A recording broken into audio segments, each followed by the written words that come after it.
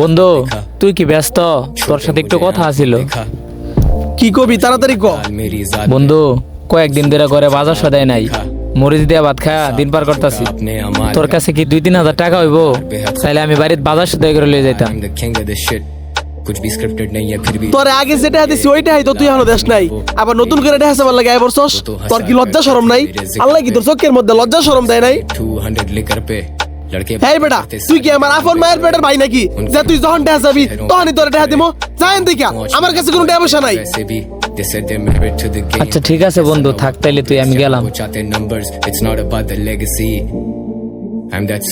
ওর সাথে এরকম ব্যবহার করাটা কি আমার ঠিক হইলো? না, ওর সাথে এরকম ব্যবহার করাটা আমার ঠিক হইলো না। এই নাইম, এদিকে আয় তো। ভাই ডাকলেন যে, কিছু বলবেন কি? শুনোই, তুই রহিম চাচার দোকানে যাবি। রহিম চাচার দোকানে যা 1 বস্তা চাইল, 5 কেজি ডাইল, কাঁচা বাজার সদাই, পেঁয়াজ রসুন আদা যা কিছু লাগে আর কি, মিনিমাম যেন 1 সপ্তাহ চলুন যায় এরকম বাজার সদাই কইরা বাবুর বউয়ের কাছে দিয়ে আসবি। ঠিক আছে ভাই।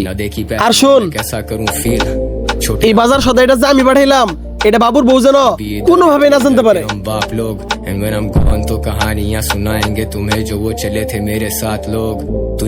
বন্ধু তুই কি আমার বাড়ির বাজার সদাই পাঠাইছস?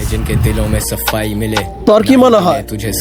বন্ধু তুই আমার সাথে যতই খারাপ ব্যবহার করস, আমার যতই দূর দূর করে তারাই দেশ না কেন, আমার বিশ্বাস আমার বাড়িতে বাজার সদাই তুই পাঠাইছস। বাবু তুই আমার ছোটবেলার বন্ধু, তোর বাড়ির বাজার সদাই নাই, তুই মরিচ দিয়ে ভাত খেয়ে দিন পার করতেছস। এইটা শোনার পরে আমার গলা দিয়া কেমনে ভাত নামবো বলতো? থাক থাক, এত আবেগ দেখার লাগতো না। তুই ঠিক মতো কাম কাজ করিস আর আমার পাওনা টাকা গুলা আমার বুঝাই দিস।